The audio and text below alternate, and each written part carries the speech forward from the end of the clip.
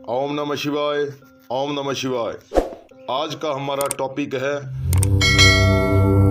Title में आपने देख ही लिया होगा कि अप्सरा हकीकत। आज हम सच में आपको हकीकत ही बताएंगे, तो बने रहिए हमारे साथ। ये घटना अभी थोड़े दिन हो चुकी है, जो हमारे भाई नवरात्रों में अप्सरा साधना कर रहे थे। आप जब भी साधना करें तो पूरी सावधानी के साथ साधना कीजिए, क्योंकि आपकी छोटी सी गलती से बहुत भारी नुकसान हो सकता है आपका।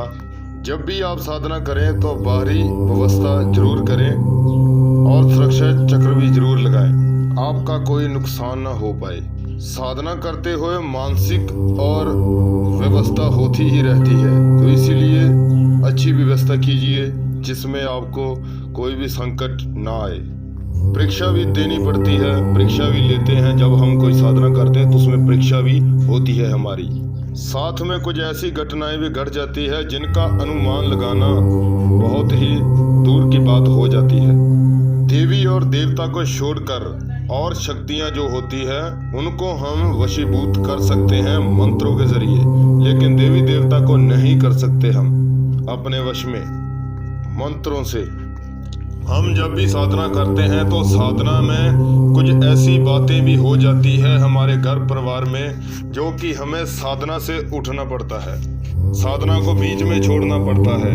तो देखिए, आप घर से बाहर ही ज़्यादातर साधना को कीजिए। अगर आप घर में करेंगे तो आपको साधना से बार बार भी आवाज़ पड़ सकती है, तो आपको उठना पड़ सकता है। तो इसलिए ज़्यादातर जंगलों में बाहर ही साधना कीजिए, ताकि आपको कोई भी डिस्टर्ब ना कर पाए। और देवी देवता की साधना छोड़कर जब हम अन्य शक्तियों की साधना करते हैं तो उन शक्तियों ने हमारे साथ बहुत बड़े बड़े परीक्षा लेने की हमारी बात आती है। तो परीक्षा में बहुत किसी का भी रूप लेकर आपको आवाज़ आएगी, लेकिन आपने उठना नहीं है। आपको ऐसा ही लगेगा कि जैसे हमारे कोई परिवार का ही है, हमें आवाज़ लगाने आया है। आपका परिवार का मेंबर ही एक बनकर शक्ति आपको आवाज़ देगी, लेकिन आपने आवाज़ नहीं देनी। मंत्र जाप ही वही ऊर्जा है जो आपको सिद्धि प्राप्त करवा देती है। तो मंत्र जाप ध्यान से कीजिए। मंत्र जाप गलत नहीं होना चाहिए, एक भी अक्षर जैसा ही मंत्र है वैसा ही कीजिए। किसी भी कारणवश से अगर आपका मंत्र जाप रुक जाता है बीच में, तो आपको सिद्धि प्राप्त नहीं होती। ऐसा भी नहीं है अगर आपने मंत्र जाप बीच में छोड़ दिया है तो आपका जो मंत्र जाप किया है आपने, वो आपका वैसे ही चला जाएगा। ऐसा नहीं है। जैसे हम बिजली को हाथ लगाएंगे तो बिजली हमको हाथ लगाएंगे, जब बिजली को तो हमको बिजली पड़ेगी, ठीक है। वैसे ही हमको जैसे मंत्र जाप किया है हमने, अगर वो मंत्र जाप हमारा पूरा नहीं हो पाया किसी भी कारणवश से, तो देखिए वो जो मंत्र जाप है हमारा विफल नहीं जाता। वो उनकी ऊर्जा हमारे अंदर समाहित होती रहती है, जिन्हें हम ऑरा भी बोलते हैं। तो वो हमारा बनना स्टार्ट हो जाता है। तो इनको कंटिन्यूअर स्टार्ट ही रखें। एक हमारे भाई ने व्हाट्सएप पे मैसेज किया है कि गुरुजी, हमने कुछ ही दिनों से पीटी ऑफ समय से लेकर हमने आपसे साधना ली थी और साधना करने बैठ गए थे। तो उसमें अप्सरा ने क्या किया कि हमारी जो मंत्र जाप है उनकी ऊर्जा तो हमें मिलती ही है। तो उसमें ऐसा हो चुका था कि मंत्र जाप जब साधना में बैठ चुका था वो साधक, तो उनके आसपास आग लगनी स्टार्ट हो चुकी थी। तो आग लग गई और उनका जो उसने जो चित्र रखा था सामने वो भी जल चुका था अप्सरा का, और यंत्र रखा था, यंत्र भी जल चुका था। तो इसका क्या मतलब हुआ गुरुजी, उसने ये पूछा था। उस हमारे साधक भाई ने 9 दिन का संकल्प लिया था, तो 2 दिन बच चुके थे। तो उन 2 दिनों से पहले ही उनके साथ ये घटना हो चुकी थी। इसका प्रमाण हमें खुद ही हो चुका था, और उसने जब प्रमाण दिया तो हम भी मान चुके थे। तो बिल्कुल वैसा ही हुआ था, इनके साथ ऐसा तय हुआ था। तो इसने 21 दिन पहले ही साधना की थी। 21 दिन की साधना इस हमारे साधक भाई ने पहले ही की थी। तो उसके बाद 9 दिन का संकल्प लिया, और 9 दिन का संकल्प लिया था, और 6 दिन में ये काम हो चुका था। 7-8 दिन में ऐसा हो चुका था, आग लग चुकी थी। और चित्र भी जल गया, यंत्र भी जल चुका था और भी बहुत कुछ हुआ था, उनका प्रमाण मिला है हमें।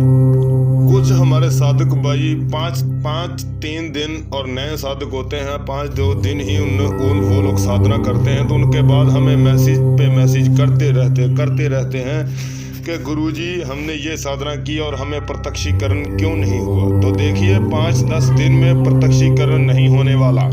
अगर आप प्रत्यक्षीकरण करना चाहते हो तो आपको ध्यान है जो ध्यान को एक आग्रत करना पड़ेगा, ध्यान को, उसके बाद ही प्रत्यक्षीकरण होगा। पहले आपके ध्यान में वो आपको देवी देवता दिखेगा। अगर आप अप्सरा साधन कर रहे हो, कोई भी शक्ति की साधना कर रहे हो, तो आपको ध्यान के माध्यम से वो आपको दिखेगा ध्यान में। उसके बाद ही अगर आप मंत्र जाप बढ़ा देते हो, आगे ज़्यादा मंत्र जाप करने लगते हो, उसके बाद ही प्रत्यक्षीकरण होने लगता है। जैसे प्रत्यक्षीकरण हम किन्हें बोलते हैं? प्रत्यक्षीकरण हम उन्हें बोलते हैं जैसे हम एक दूसरे के सामने आकर खड़ जाते हैं, उन्हें प्रत्यक्षीकरण बोला जाता है। तो ऐसे शक्ति प्रत्यक्षीकरण करती है आपके सामने, लेकिन उनका जो मंत्र जाप है वो बहुत ज़्यादा होना चाहिए, उसके बाद ही आपके सामने प्रत्यक्षीकरण वो शक्ति होगी। एक हमारे भाई ने ये भी मैसेज किया था कि गुरुजी हमने साधना की, साधना है जो वो हमें सपन के द्वारा हमको अप्सरा 10 दिन हो चुके हैं, हमें एक ही सपना आता है और उस सपने में अप्सरा हमें यही बोलती है, मेन का अप्सरा हमें यही बोलती है कि आपका गुरु नहीं है तो आप गुरु बना लीजिए, उसके बाद ही आपके सामने प्रत्यक्षीकरण होंगी। तो देखिए गुरु का बहुत बड़ा महत्व भी होता है। कुछ उस हमारे भाई ने क्या किया था, बिना गुरु के साधना की थी, उनका कोई गुरु नहीं था, देहधारी गुरु नहीं था। तो आपको देहधारी गुरु बनाना पड़ेगा। तो इसीलिए हम बोलते हैं कि गुरु बना लीजिए, उसके बाद ही आप साधना में आइए, ताकि आपका किसी भी तरह से आपको परेशानी ना उठानी पड़े। उस हमारे भाई ने कितनी साधना की है और 3 महीने हो चुके हैं उसको साधना करते हुए। तो और उसने अगर अप्सरा को सिद्ध कर ही लिया है तो अप्सरा ने उनको ये बोल दिया है कि आप अपना देहधारी गुरु बनाइए, उसके बाद ही मैं आपके सामने आऊँगी। तो देखिए देहधारी गुरु बनाना बहुत ज़रूरी है।